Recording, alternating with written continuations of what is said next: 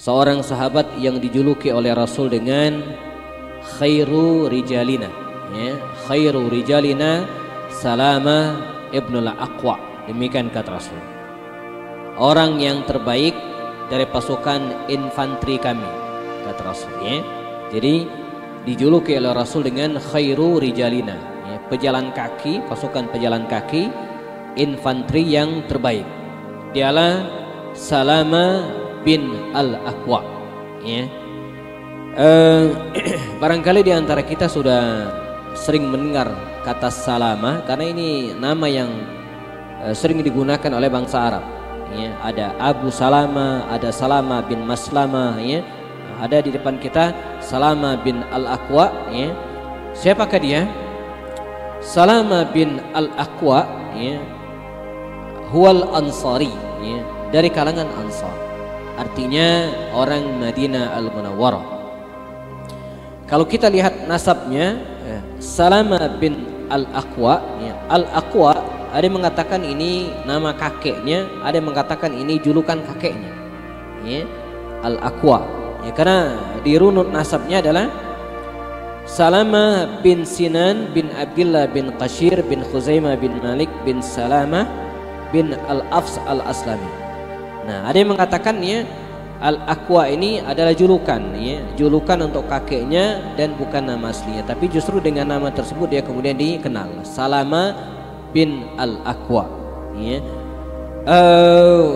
Dia dipanggil, ya, banyak julukan, ya. Ada yang memanggil namanya dengan Abu Iyas karena dia punya anak namanya Iyas, di mana anaknya ini pernah meriwayatkan hadis yang sangat terkenal dan menjadi julukan untuk ayahnya ini. Kata Iyas anaknya, ya, abuna, ya, ayah kami Salamah ini ma kadzaba qat, katanya ayah kami ini adalah orang tidak pernah berdusta sama sekali. Demikian kesaksian dari Iyas anaknya ini. Abuna, ya, atau Salamah ini, kata anaknya, ma kadzaba qat, ya, tidak pernah berdusta sama sekali. Artinya apa? Baik sebelum Islam, ya, atau sebelum dia masuk Islam, apalagi setelah masuk Islam, ya, Salamah ini tidak pernah berdusta. Saya pernah sampaikan dalam kajian-kajian sebelumnya, barangkali jamaah, di antara karakter bangsa Arab, ya, dan ini menjadi ciri khas bangsa Arab secara umum, ya, dan dalam komunitas inilah Nabi kita itu lahir. Ada 3. Pertama, bangsa Arab itu dermawan. Ini karakter umum, ya, bangsa Arab. Mereka itu orang yang sangat dermawan. Yang kedua, ya, bangsa Arab itu adalah orang yang sangat pemberani, ya, orang yang sangat pemberani. Nanti kita akan lihat keberanian dari Salama bin al-Aqwa ini. Nah, yang ketiga, ya, bangsa Arab itu adalah orang yang jujur, ya, orang yang tidak suka berdusta, ya. Jadi kalau bahkan di era jahiliyah sekalipun, jadi kalau ada orang yang dusta itu mesti dibully, ya, dia tidak akan dipercaya sama sekali, ya. Ini dalam komunitas masyarakat yang punya karakter seperti inilah jamaah Nabi kita lahir, dermawan, pemberani, dan tidak suka dusta. Ini berlawanan dengan karakter umum bangsa Yahudi. Bangsa Yahudi itu sebaliknya. Pertama, bangsa Yahudi itu bakhil, pelit, bahkan terhadap diri mereka sendiri. Ada orang, Pak, pelit terhadap dirinya sendiri, itulah orang Yahudi, ya, bakhil, ya. Yabkhulun, bahkan ya'murun nasa bil bukhli, ya, ngajak orang pelit. Saya nggak kebayang ada orang yang pelit ngajak-ngajak gitu, ya. Kita jangan sampai seperti itu. Yang kedua, ya, orang Yahudi itu apa? Penakut. Digambarkan dalam Al-Quran surat Al-Hasyr, la yuqatilunakum jami'an illa fi quram muhassanatin aw min wara'i judur, kata Al-Quran. Bangsa Yahudi itu dalam surat Al-Hasyr, dan surat Al-Hasyr itu menggambarkan tentang perang melawan Bani Nadir, ya, yang diusir oleh Rasul dari Madinah al-Munawwarah, ya. Pada ayat tersebut Allah mengatakan la yuqatilunakum jami'an, orang-orang Yahudi itu tidak pernah memerangi kalian semuanya, ya, illa fi quram muhassana, kecuali belakang ya, benteng yang kokoh ya, quram muhassana ya, au min wara'i judur, atau di belakang tembok. Maka bacalah sejarah Yahudi baik di masa Nabi ataupun di era-era sebelumnya, kita akan menemukan bagaimana mereka itu berperang selalu di bawah, di belakang tembok ya, di dalam benteng. Maka orang Yahudi itu kalau bikin rumah, mereka sekaligus bikin benteng untuk pertahanan bagi mereka. Ya, di Madinah benteng mereka yang terkenal, benteng Bani Quraiza di bagian selatan kota Madinah. Bahkan benteng orang Yahudi di selatan Madinah itu menjadi benteng Madinah itu sendiri. Ya, jadi orang kalau pengen nyerang Madinah itu tidak mungkin dari arah selatan. Mengapa?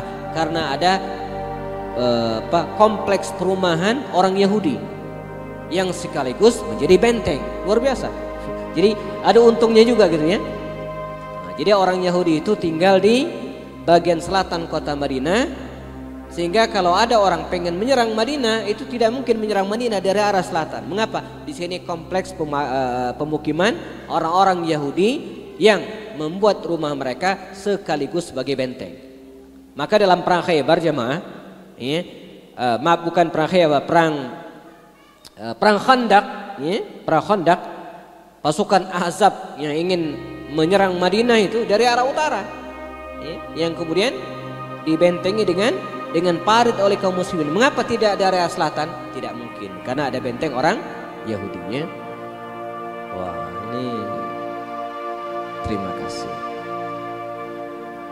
Ini asyiknya ngisi taklim ya. Kemudian di depannya ada kafe ya, kopi ya, bisa order sekaligus. Tapi belum bisa diminum ini ya, masih panas ya, masih ngebul ya. Nah, penakut. Jadi orang Yahudi itu penakut.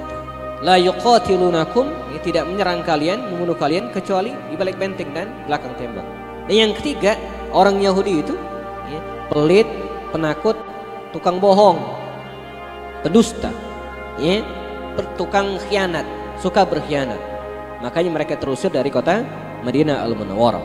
Nah, Salama bin Al-Aqwa ini ya, dijuluki oleh anaknya Iyas tadi itu sebagai ma kadzaba Salama, tidak pernah ya, Salama bin Al-Aqwa ini ya, ma kadzaba qat, dia tidak pernah dusta sama sekali ya. Dia juga dipanggil dengan ya, Abu Muslim ya. Nanti kita akan ketemu riwayatnya bagaimana Salama bin Al-Aqwa ini ya dipanggil juga dengan Abu Muslim. Ini slide-nya nggak connect nih ya. Abu Muslim ya. Dan dipanggil juga dengan Abu Amir ya. Namun ya, paling terkenal dipanggil dengan Abu Iyas. Nah, kita sudah paham beliau orang Madinah ya. Dikenal sebagai orang yang jujur, tidak pernah dusta sama sekali, bahkan sebelum Islam sama sekali tidak pernah dusta ya. Dan termasuk ya, kabilah tokoh terkenal di kota Madinah Al-Munawwarah. Salama bin Al-Aqwa dikenal juga sebagai seorang pemanah terkemuka ya. Terbilang tokoh yang berani, tadi saya sebutkan, dermawan dan gemar berbuat kebajikan ya. Dan baik sebelum Islam tentu saja ataupun setelah dia masuk Islam ya.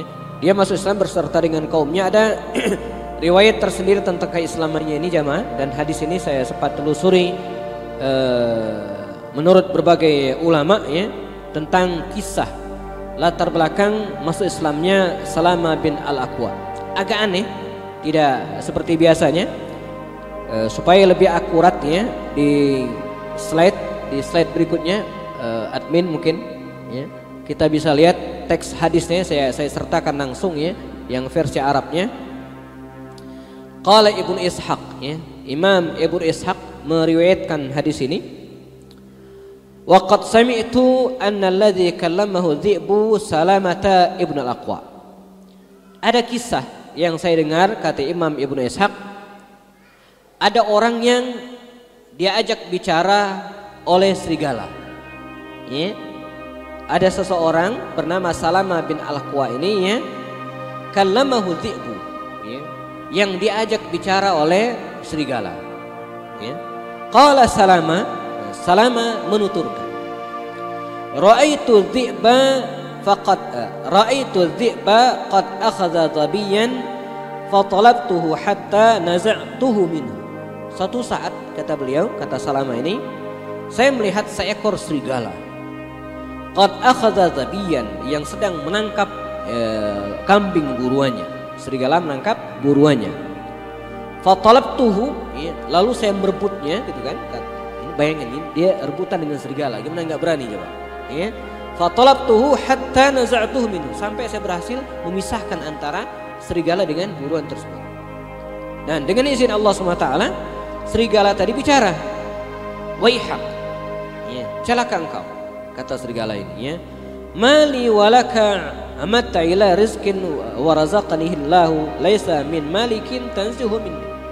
Kira-kira maknanya adalah, apa urusanmu, ya, urusanmu, ya, mali walaka, urusanmu, saya dan urusanmu, engkau mengambil rezeki yang telah Allah berikan kepadaku, di mana tidak ada seorang pun yang berhak mengambilnya kecuali Allah.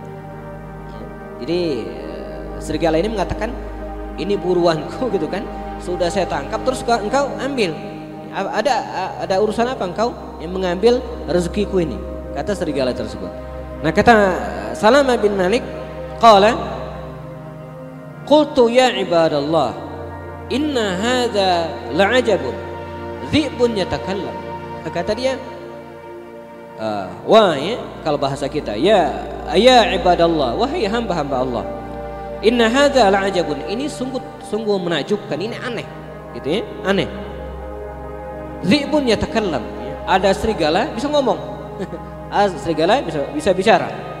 Faqala dhi'bu, kemudian serigala berkata lagi, ajabu min hadza, ada yang lebih menakjubkan lagi, katanya. Apa itu? Anan nabiyya fi usulin nakhli yar'ukum ila ibadatillah.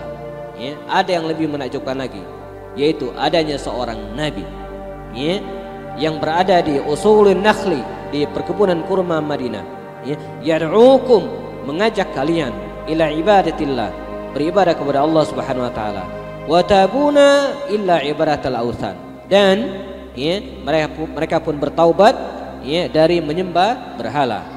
Faqala atau qala, lalu Salamah ini menuturkan, falahiktu bi rasulillahi fa aslamtu, maka mendengar hal itu aku pun mendatangi Rasul Islam dan kemudian masuk Islam. Nah, ini perjalanan keislaman yang unik, ya, tidak seperti biasa. Makanya saya sering ulang bahwa kalau kita bicara tentang hidayah, thariqul hidayah, ya, jalan mendapatkan hidayah itu anwa, macam-macam, ya. Ada yang diajak bicara oleh hewan seperti ini, gitu ya. Ada juga orang yang mendapatkan hidayah kapan? Melalui mimpi, ya, dia bermimpi sesuatu yang membuat dia tergugah hatinya. Ada orang yang mendapatkan hidayah kapan? Ketika diberikan rezeki yang banyak oleh Allah Subhanahu wa taala, dapatkan hidayah. Ya, ada orang yang mendapatkan hidayah justru dilanda ujian yang sangat dahsyat, ya, oleh Allah Subhanahu wa taala, kemiskinan yang akut, ya, penyakit yang terus menggerogoti dirinya, ya. Lalu banyak yang kemudian bertaubat dari maksiat yang selama ini dia lakukan. Jadi hidayah itu adalah hak prerogatif Allah Subhanahu wa taala, ya, namun caranya datang dengan beragam cara. Ada yang perantara orang lain, ya. Kita lihat hidayah yang menghampiri para sahabat Nabi itu masing-masing dengan caranya, ya. Misalnya Umar bin Khattab, dia masuk Islam ketika sedang membenci Islam itu sendiri, ya, mendengarkan surat Thaha yang dibaca oleh adiknya Fatimah, ya. Khalid bin Walid masuk Islam dengan akalnya, ma aslama Khalidun illa biaqlih. Abu Sufyan, ya, bin Harb masuk Islam dengan keterpaksaannya, ya. Awalnya terpaksa, tapi lama-kelamaan dia kemudian menikmati keislaman tersebut, ya. Ada orang yang masuk Islam misalnya karena tidak ada pilihan, ya, seperti Suhail bin Amr, ya, ketika pada peristiwa Fathu Makkah dia kabur melarikan diri, digandeng oleh anaknya Abu Jandal dan Abu Abdullah, dua-duanya ini menggandeng ayahnya, dihadapkan kepada Rasulullah dan masuk Islam, ya. Ada orang yang masuk Islam kapan, ya, ketika berkehendak ingin membunuh Rasulullah, ya, ingin membunuh Rasulullah. Ketika seorang sahabat, saya lupa namanya, ya, menghunuskan pedang, ya, ke leher Rasulullah ya, dalam sebuah peperangan ya. Nabi sedang istirahat di bawah sebuah pohon, dihunuskan pedang kepada Rasulullah, ya Muhammad, siapa yang menyelamatkanmu sekarang? Maka Nabi membuka matanya dan kemudian mengatakan Allah. Mendengar kalimat Allah, gemetar tangannya ya. Takutan dia, lepas pedangnya. Nabi mengambil pedang tersebut dan gantian dia menyasarkan ke leher orang ini ya. Kata Rasulullah, siapa yang akan menolongmu? Kata dia, tidak ada ya Muhammad ya, kecuali engkau memaafkan ya. Maka dimaafkan oleh Rasul dan dia pun masuk Islam. Jadi ada orang yang masuk Islam dengan cara-cara yang diinginkan oleh Allah Subhanahu wa taala ya. Nah, baik. Ini yang saya sampaikan tadi, nakumullah ya. Salama bin Al-Aqwa ini ya, seorang sahabat yang tidak pernah berdusta, dan ini menjadi modal ya, sekaligus modal dasar Rasulullah SAW dalam berdakwah ya. Karenanya Nabi itu dalam sejarah, dalam syarat Nabawiyah dijuluki sebagai orang yang al-amin ya. Bukan berarti sahabat Nabi yang lainnya tidak jujur, bukan ya, tapi Nabi itu orang yang paling jujur di antara sekian banyak orang ya. Dan kejujuran Nabi itu dalam semua hal ya, walaupun ulama berbeda pendapat tentang bolehnya misalnya berkelit ya, untuk hal-hal yang misalnya terpaksa ya, tapi Nabi tidak pernah berdusta ya. Nabi itu walaupun terpaksa, walaupun bercanda, apalagi serius, Nabi tidak pernah berbohong sama sekali, baik sebelum Islam ataupun setelah masuk Islam. Jadi bercanda aja Nabi nggak bohong ya. Terpaksa juga Nabi nggak bohong. Nabi tidak pernah berdusta ya. Dan ceritanya banyak sekali. Misalnya ketika Nabi melihat seorang laki-laki dikejar dan kemudian kabur pergi ya. Tidak lama kemudian yang ngejar datang menghunus pedang. Kata dia, ya Muhammad, apakah anda melihat seseorang lewat di sini ya. Nabi dihadapkan pada pilihan, dia jujur artinya apa?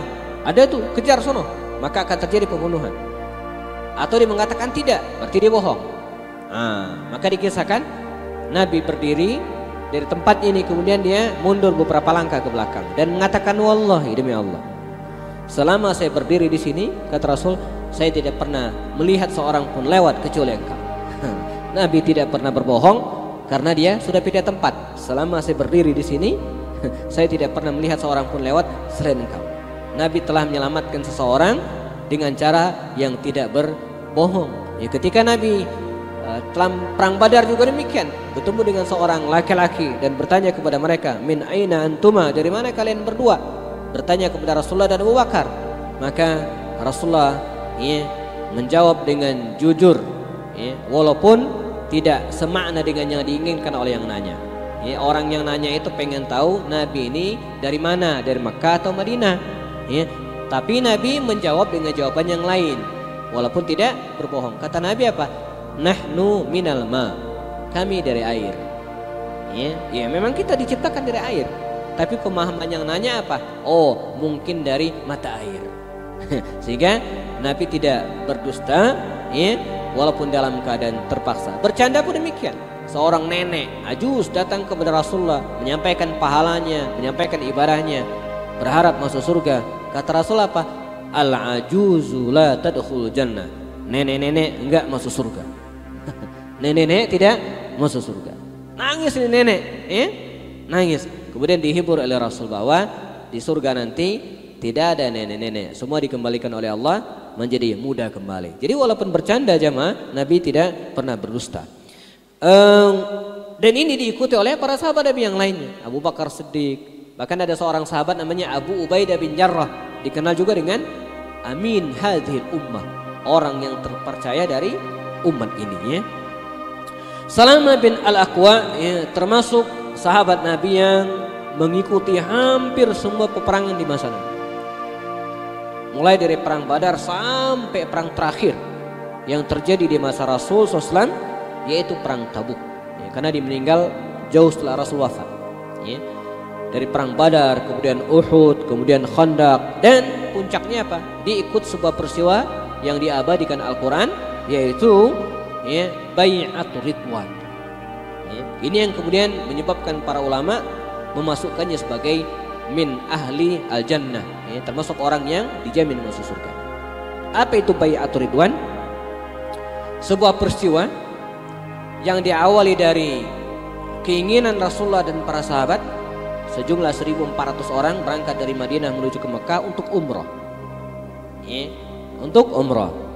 Namun sayang, keinginan mereka untuk umrah ini terhalang oleh kafir Quraisy. Dan singkat cerita, ya, ketemulah mereka di lembah Hudaybiyah, ya, terjadilah perjanjian di tempat tersebut. Nah, sebelum terjadinya perjanjian, Rasulullah mengirimkan utusannya ke Makkah, Utsman bin Affan. Dikirimlah Utsman bin Affan ke Madinah Al-Munawwarah menyampaikan keinginan beliau bahwa mereka datang ke Makkah bukan untuk perang tapi untuk umrah. Dikirimlah Utsman. Hari pertama belum ada kabar. Utsman berangkat ke Madinah, ke Makkah. Padahal jarak Hudaybiyah menuju ke Makkah itu cuma 23 kilo. Hari kedua Utsman belum muncul, masih ada di Makkah. Hari ketiga mestinya udah pulang, tapi Utsman belum pulang juga. Ya, utusan Nabi ini Utsman bin Affan belum pulang juga. Bahkan terdengar isu Utsman ini dibunuh. Ya, saya pernah jelaskan, di antara kesalahan terbesar dan pelanggaran hak asasi manusia sampai hari ini itu adalah membunuh utusan. Itu nggak boleh. Dalam situasi perang sekalipun utusan itu nggak boleh dibunuh. Membunuh utusan itu artinya apa? Menghina orang yang mengutus. Menghina orang yang mengutus. Dubes, kalau kita perang dengan Amerika, perang dengan mana enaknya ya? Perang dengan negara mana ini contohnya? Cina misalnya, ini contoh ya. Ini jangan dikaitkan kemana-mana ya. Ini nggak ada hubungan dengan Natuna ya. Misalnya nih ya, Indonesia perang melawan Cina, ini misalnya contoh ya. Nah, dalam situasi perang sekaligus Pak, ya, dubes Cina itu nggak boleh kita bunuh. Dia harus tetap dibiarkan selamat pulang ke negaranya. Diusir nggak masalah, ya. Dibunuh nggak boleh, ya, karena dia adalah safir, dia adalah utusan, nggak boleh dibunuh.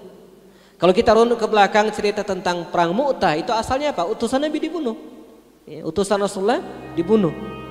Kalau kita bicara tentang runtuhnya kerajaan Singosari yang dilanjutkan kerajaan Kediri Baru dan kemudian berdirinya cikal bakal kerajaan Majapahit, itu tidak bisa dilepaskan dengan dibunuhnya utusan Kubilai Khan, ya, dari Tiongkok, Mongol, Tartar, yang dibunuh oleh Raja Kertanegara, Raja Singosari waktu itu, ya, sehingga membuat murka Kubilai Khan. Dia mendatangkan pasukan besar ke Nusantara dan ingin menghancurkan kerajaan Jawa, ya, kerajaan Singosari waktu itu. Sayangnya Singosari dikudeta oleh Jayakatwang dan runtuhlah Singosari, berdiri kerajaan baru namanya Kediri Baru atau kerajaan Gelang-Gelang. Nah, kerajaan inilah yang dihancurkan oleh Kubilai Khan, ya, hancur dan berdirilah kerajaan Majapahit yang didirikan oleh Raden Wijaya. Itu tidak bisa dilepaskan dengan cerita tentang dibunuhnya seorang utusan. Utsman bin Affan dibunuh, ya. Maka mendengar berita ini, alhamdulillah, para sahabat Nabi berkumpul, ya, mengitari Rasulullah di bawah sebuah pohon besar di daerah lembah Hudaybiyah, ya. Sampai sekarang lembah itu masih ada, pohonnya nggak ada lagi. Pohonnya ditumpangkan, dipotong, ya, ditumpangkan oleh Umar. Sampai zaman pemerintahan Umar itu pohon masih ada Pak, ya, pohon Hudaybiyah atau pohon Ridwan itu masih ada. Tapi melihat orang yang suka mengkeramatkan, menggantungkan senjata, yang ngusap-ngusap pohon ini, akhirnya oleh Umar ditebang gitu, ya, karena khawatir disalahgunakan. Para sahabat Nabi berkumpul di sini, 1.400 orang banyaknya, dan membaiat Rasul, menyatakan sumpah setia, berjanji untuk menuntut balas atas kematian Sayyidina Utsman bin Affan. Peristiwa ini disebut dengan bai'atur ridwan. Allah menjamin orang-orang yang membaiat Nabi dalam peristiwa ini dengan ganjaran keridhaannya. Laqad radhiyallahu 'anil mu'minina id yubayyi'unaka tahta asy-syajarah. Dalam surat Al-Fatih Allah mengatakan laqad radhiyallahu, sungguh Allah telah ridha, 'anil mu'minin, ya, terhadap orang-orang beriman. Id yubayyi'unaka, ketika mereka membaiatmu ya Muhammad tahta asy-syajarah, di bawah pohon Ridwan. Karena itu para ulama sepakat 1.400 orang yang membaiat Rasul dalam peristiwa bai'at ridwan mendapatkan ridha Allah dan dijamin surga. Di antara mereka adalah Salama bin Al-Aqwa. Ya, Salama bin Al-Aqwa. Termasuk juga di antaranya Abu Bakar As-Siddiq, Umar bin Khattab, ya, kemudian Ali bin Abi Thalib.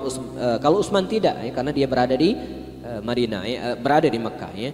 Begitu baiat selesai, ucuk Utsman datang, katanya. Ternyata Utsman tidak dibunuh. Ya. Utsman tidak dibunuh. Bahkan dia mendapat jamuan yang luar biasa dari orang-orang kafir Quraisy. Ya, maka tidak salah kalau Rasul mengutus Utsman. Dia punya wibawa yang luar biasa dan punya kedekatan emosional dengan orang-orang pimpinan kafir Quraisy pada waktu itu. Dia malah 3 hari itu dijamu dengan sempurna oleh orang-orang kafir Quraisy. Jadi sengaja dihembuskan isu Utsman dibunuh untuk memancing kemarahan kaum muslimin agar mereka menyerang dan berarti mereka melanggar aturan pada waktu itu. Jadi ini namanya mancing, Pak. Jadi bukan zaman sekarang saja kaum muslimin itu dipancing. Makanya kita harus hati-hati gitu ya, jangan gampang emosi. Di satu sisi ya. Jadi umat Islam dimunculkan isu Utsman dibunuh agar mereka kalap. Lalu kemudian menyerang sembarangan dan ini melanggar kesepakatan yang sudah mereka sepakati pada waktu itu ya. Nah, baik. Salama bin Al-Aqwa ya, terkenal sebagai tokoh yang paling mahir dalam peperangan jalan kaki. Jadi dalam setiap peperangan dikisahkan alhamdulillah dia selalu ikut pasukan jalan kaki. Kan peperangan itu ada beberapa tokohnya ya. Ada yang Ali ya. Ali itu naik kuda ya, sering naik kuda. Kemudian Hamzah dulu ya, dia di pasukan pemanah. Dia yang memimpin pasukan pemanah. Kemudian siapa lagi? Sa'ad bin Abi Waqqas. Itu dia berada di pasukan pemanah.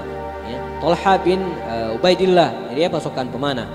Nah, ada yang pasukan infanteri, ya, yang memang ahlinya di situ. Nah, di antaranya adalah Salama bin Al-Aqwa. Kan itu Rasul mengatakan khairu rijalina Salamat ibnul Aqwa. Ya.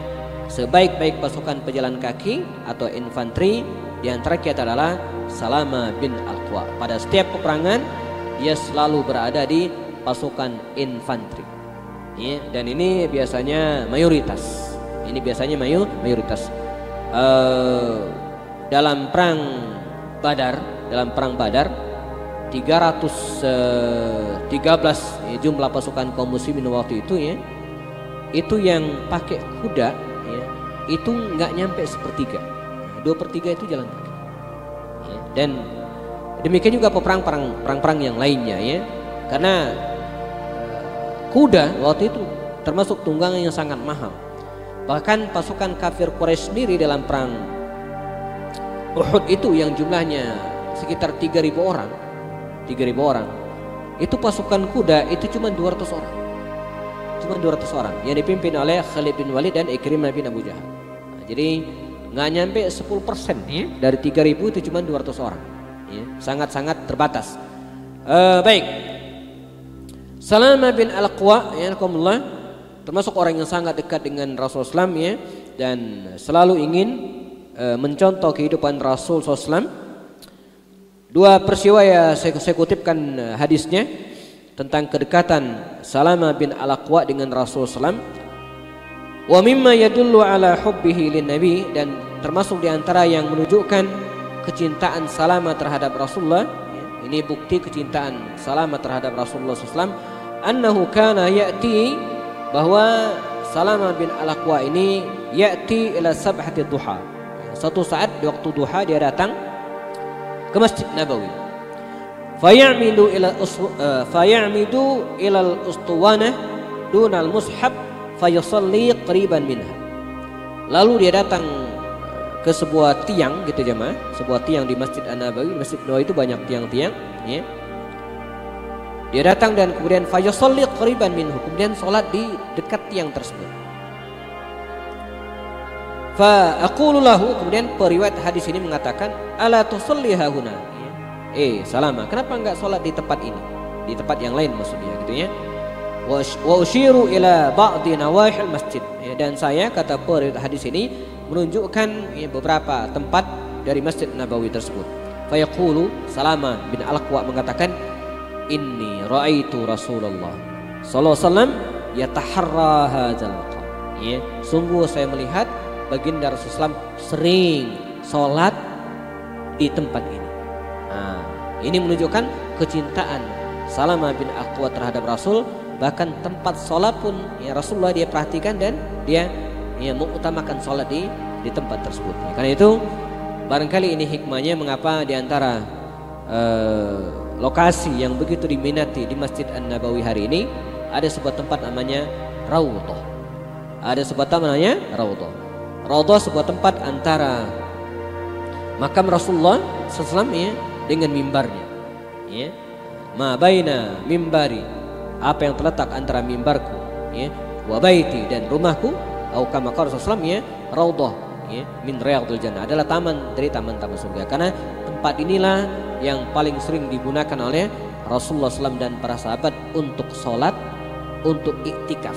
Bahkan Imam Al-Bukhari rahimahullah dulu ya mengkhatamkan penulisan kitab Sahih Bukharinya di Raudhah ini. Nah, itu dulu sangat mungkin. Kalau sekarang buru-buru nulis kitab, sholat 2 rakaat saja di situ agak lamaan dikit diusir karena harus ngantri dengan yang lainnya saking padat, gitu ya. Nah, jadi begitu bentuk cinta dari Salama bin Al-Aqwa. Hadis yang kedua, fa'an Yazid ibni Abi Ubaid qala, dari Yazid bin Abi Ubaid menuturkan, ra'aitu athara darbata fi saqi Salama.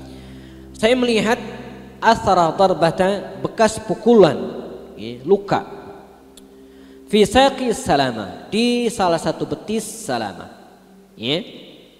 Faqultu ya Aba Muslim. Kemudian aku memanggilnya ya Aba Muslim. Makanya dia dipanggil juga dengan Abu Muslim, bukan hanya Abu Iyas. Ya Aba Muslim. Mungkin dia punya anak namanya Muslim. Ma hadhihi darbah? Ini bekas pukulan apa? Bekas luka apa? Ya. Qala hadhihi darbatu asabatni yauma Khaybar. Ini adalah bekas luka, bekas pukulan asabatni yauma Khaybar. Ya. Yang saya alami, saya dapatkan ketika terjadi perang Khaybar melawan orang-orang Yahudi Bani Nadir tahun ke-7 Hijriah. Faqala an-nas, kemudian orang-orang menuturkan, meriwayatkan, usiba Salama, pada saat itu Salama ini menderita luka, ya, luka. Fa atait an-nabi sallallahu alaihi wasallam ya, fanafatha fihi salasata fakhat. Kemudian didatangkan kepada baginda Rasulullah SAW ya, fanafatha fihi salasata nafasat. Kemudian Nabi meniupkan, menghembuskan ya, ke luka Salamah tadi salasata nafasat, 3 kali tiupan. Famastakaituha, nah ini Salamah yang menuturkan, kemudian sejak saat itu saya tidak merasakan sakit hatta saat sampai hari ini. Jadi bekas luka tersebut, luka yang dialami Salamah ketika terjadi perang Khaybar, luka parah oleh Rasul, ditiup dan kemudian didoakan, dan kemudian sampai sejak saat itu sampai diceritakan riwayat tersebut Salamah tidak merasakan sakit lagi.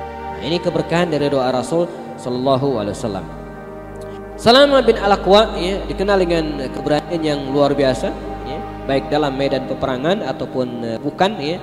Bahkan setelah perang Dzulqarat ya, dia pernah dikisahkan pernah menghalau kawanan rampok ya. Jadi ada perampok ya, dari kabilah Bani Fazarah. Kabilah Bani Fazarah ini jamaah sebuah kabilah yang berada di antara Makkah dan Madinah, pernah ikut perang Khandaq melawan Rasulullah. Ini kabilah kecil, tapi dikenal sebagai perampok gitu ya. Nah, dia pernah dilobi oleh orang-orang Yahudi untuk bergabung dengan pasukan Ahzab melawan Rasulullah dalam perang Khandaq tahun ke-6 Hijriah atau tahun ke-5 Hijriah. Ya. Nah, suatu saat kabilah Fazarah ini ya, yang dipimpin oleh Uyainah bin Hisan ya, belakangan Uyainah ini masuk Islam, merampok unta-unta milik kaum muslimin di Madinah. Ya. Waktu itu tidak ada orang yang melihat kecuali Salamah. Maka dengan segenap keberaniannya Salamah ini ya, memburu dan kemudian menghalau perampok tersebut ya. Dan kawanan perampok yang dipimpin oleh Abdurrahman Al-Fizari pada waktu itu ya melarikan diri sampai minta bantuan ke teman-teman yang lainnya, Uyainah bin Hasan, ya, dan dengan sendiri Salamah bisa menghalaunya, ya, sampai kemudian datang pasukan kaum muslimin membantunya. Ini yang kemudian dipuji oleh Rasulullah SAW belakangan, bahwa Salamah termasuk orang yang sangat berani, walaupun sendirian dia berhasil menghalau perang kawanan perampok tersebut. Dan kisah ini diriwayatkan oleh banyak ulama tentang kesahihan hadisnya dan menunjukkan keberanian dari seorang Salamah bin Al-Aqwa. Namun di tengah keberanian itu dia pernah mengalami kisah sedih yang luar biasa, ya, tentang kisah wafatnya adiknya namanya Amir bin Al-Aqwa. Dia punya adik namanya Amir bin Al-Aqwa.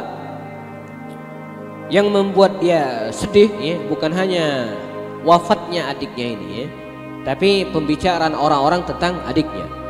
Jadi ketika terjadi perang Khaybar yang melawan orang-orang Yahudi Bani Nadir, ya, Amir bin Al-Aqwa ini ikut serta bersama dengan abangnya Salamah. Mereka ikut. Dan Nabi kemudian mengatakan, ya, siapakah di antara kalian yang bisa menghalau unta-unta ini? Mereka punya banyak unta. Siapa yang bisa menghalau unta-unta ini? Ya. Maka datanglah Amir bin Al-Aqwa ini. Saya Rasulullah. Ya. Dalam riwayat disebutkan bahwa engkau ya Amir akan mendapatkan surga. Akan mendapatkan surga. Maka orang-orang pun menduga bahwa Amir bin Al-Aqwa ini pasti akan syahid dalam perang Khaybar ini. Karena Nabi pernah mengatakan hal itu. Ya. Nah, terjadilah perang Khaybar. Sebelumnya Amir bin Al-Aqwa ini menyenandungkan syair-syair, ya, tentang kemuliaan mati syahid, ya, pujian terhadap Rasul SAW dan seterusnya, ya. Maka orang-orang pasukan sebagian besar menganggap bahwa dan memastikan Amir bin Al-Aqwa pasti akan meninggal dalam perang ini. Dan betul jemaah, ya, begitu dia ikut perang, meninggallah Amir bin Al-Aqwa ini. Tapi meninggalnya tidak seperti yang diharapkan banyak orang. Ketika dia berperang, ya, dan ingin membunuh salah seorang musuhnya dalam peperangan tersebut, ya, ternyata pedangnya ini, ya, terbelokkan dan menghunus mengenai dirinya sendiri. Maka tersebarlah isu bahwa Amir bin Al-Aqwa mati bunuh diri dan tidak dalam keadaan syahid. Dan itu terus menyebar di sekitar para sahabat, ya, tentang berita meninggalnya Amir bin Al-Aqwa bukan sebagai seorang syahid, dia meninggal dalam keadaan bunuh diri. Nah, ini yang kemudian membuat Salamah bin Al-Aqwa ini sangat sedih. Bukan hanya kehilangan adiknya Amir bin Al-Aqwa, tapi juga dia menganggap, ya, termakan isu tentang adik yang terbunuh bukan termasuk penduduk surga atau bukan mati syahid. Maka dia datang kepada Rasulullah SAW, ya, dan mengatakan hal tersebut. Kemudian Nabi mengatakan bahwa Amir bin Al-Aqwa, kata Rasulullah SAW, ya, justru mendapatkan 2 pahala dan akan mendapatkan surga. Justru dia sekarang sedang siap-siap bersenang-senang di surga. Maka legalah hatinya. Maka itu para ulama mengatakan tidak termasuk bunuh diri, gitu kan. Nah, ketika seseorang maju di medan peperangan, baik terbunuh oleh dirinya sendiri dengan tidak sengaja, dibunuh oleh temannya sendiri karena ketidaktahuan, atau penyebab yang lainnya, itu bukan termasuk bunuh diri. Bahkan di antara para sahabat Nabi ketika terjadi perang Badar, ya, ayah Huzaifah ibnu Yaman itu dibunuh oleh kaum muslimin sendiri, ya, karena mereka tidak tahu itu temannya sendiri, gitu kan. Dan itu bukan termasuk bunuh diri, termasuk orang yang dianggap meninggal dalam keadaan syahid juga, ya. Tapi kita tidak boleh juga, ya, kalau tahu bahwa itu akan menyebabkan kematian, tetap terjun, itu tidak dibolehkan. Itu termasuk, ya, bunuh diri. Tapi kalau tidak tahu, ya, tetap berpeluang ada kehidupan, maka tetap dibenarkan. Maka dalam perang ada namanya perang Yamamah, Al-Barra bin Malik, ya, abang dari Anas bin Malik, ya, itu punya inisiatif untuk melemparkan dirinya ke dalam benteng musuh. Itu risikonya mati, ya, mesti mati risikonya, ya. Dia loncat dari atas masuk ke dalam, membuka benteng dari luar, itu risikonya mati. Maka sebagian sahabat Nabi waktu itu mengatakan, ya, qatalta nafsak, ente bunuh diri. Enggak, saya akan membunuh mereka. Jadi sempat terjadi kontroversi ya, tentang perbuatan Al-Bara bin Malik ini. Tapi Allah mentakdirkan dia loncat dari ketinggian tersebut, masuk ke dalam benteng, membuka benteng dari dalam. Begitu benteng dibuka, kaum muslimin masuk dan Al-Bara selamat. Walaupun dia harus kehilangan satu tangannya ya, karena satu tangan harus menangkis ya, harus membuka benteng. Dia kehilangan satu tangan, tapi tetap selamat. Nah, ini tidak termasuk ya, bunuh diri ya, bukan hal yang termasuk bunuh diri. Karenanya ketika kaum muslimin misalnya di beberapa negara konflik ya, medan peperangan seperti Suriah, kemudian Palestina ya, yang menggunakan bom ya, syahid ya, itu sebagian ulama membolehkan ya, setelah memperhitungkan macam sematang mungkin gitu ya, melalui koordinasi panglima perang, telah menghitung untung rugi yang sangat detail ya, baru dibolehkan. Kalau tidak, maka tidak dibenarkan, apalagi di tempat-tempat aman seperti di Indonesia ya. Yang berikutnya agak terakhir, alhamdulillah, Salama bin Al-Aqwa ini diberikan oleh Allah Subhanahu wa taala usia yang sangat panjang ya. Usia panjang kita cut karena sudah waktu Isya ya. Ketika Nabi meninggal dunia dia masih hidup, Abu Bakar Siddiq wafat masih hidup, Umar, Utsman, Ali meninggal dia masih hidup ya. Muawiyah bin Abu Sufyan menjadi khalifah dia masih hidup ya. Dan walaupun kaum muslimin ya, sempat mengalami guncangan ya, selepas wafatnya Utsman ya, ketika Utsman bin Affan terbunuh, sempat muncul fitnah yang luar biasa melanda kaum muslimin. Di masa Ali bin Abi Thalib sempat terjadi beberapa peperangan antara kaum muslimin, ada perang Jamal, ada perang Siffin ya, yang akhirnya membuat terbunuh Ali bin Abi Thalib. Salama bin Al-Aqwa ya, berusaha untuk menghindari fitnah ini. Dia bukan melarikan diri ya, menghindarkan diri dari fitnah tersebut, pergi dari Madinah ke sebuah tempat namanya Rabazah, mungkin sekitar 70 atau 80 kilo dari kota Madinah. Di sini para sahabat Nabi banyak yang mengasingkan diri ke tempat ini ya, menghindari hiruk pikuk dunia dan politik serta kekuasaan pada waktu itu. Dia lari, dia menghindar ke tempat ini ya, memperbanyak ibadah ya, sampai kemudian selesailah pemerintahan, meninggallah Muawiyah bin Abu Sufyan. Di masa pemerintahan Yazid bin Muawiyah pada tahun 74 Hijriah, jauh setelah Rasul wafat, Nabi meninggal 11 Hijriah. Dia datang ke Madinah Al-Munawwarah ya, rasa rindu terhadap Madinah dan ingat kepada Rasulullah SAW ya, akhirnya dia datang ke Madinah Al-Munawwarah di usianya yang sangat sepuh pada waktu itu ya. Dia sholat di Raudhah, i'tikaf di Raudhah ya, membersamai Rasulullah di makamnya dan seterusnya ya. Hari pertama, hari kedua dan hari ketiga qadarullah dia sakit dan kemudian meninggal dunia ya.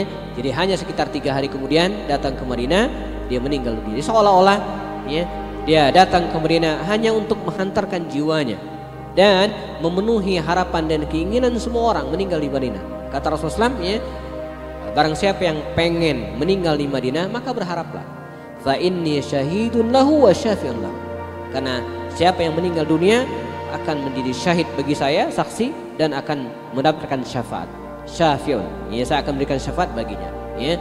Karena itu para sahabat hampir semuanya yang berada di Madinah meninggal di Madinah, dan beliau juga dimakamkan di kompleks pemakaman Baqi Al-Gharqad, tidak jauh dari makam baginda Rasul sallallahu alaihi wasallam. Beliau meninggal tahun 74 Hijriah, jauh setelah Nabi Muhammad SAW wafat atau meninggal dunia. Nah, ini sekilas tentang Salama bin Al-Aqwa ya, seorang sahabat Nabi yang dijuluki dengan khiyaru rijalina Salama ibn Al-Aqwa ya, pasukan pejalan kaki yang paling baik di antara kami. Ini yang sampaikan, semoga bermanfaat. Sudah masuk waktu Isya dari tadi, kita siap-siap melaksanakan sholat Isya berjamaah. Bagi yang belum wudhu silakan berwudhu ulang ya. Muazin silakan kumandangkan azan. Sempurnakan dengan kafarat majlis. Subhanakallahumma bihamdika asyhadu an la ilaha illa anta astaghfiruka wa atubu ilaik. Wassalamualaikum warahmatullahi taala wabarakatuh.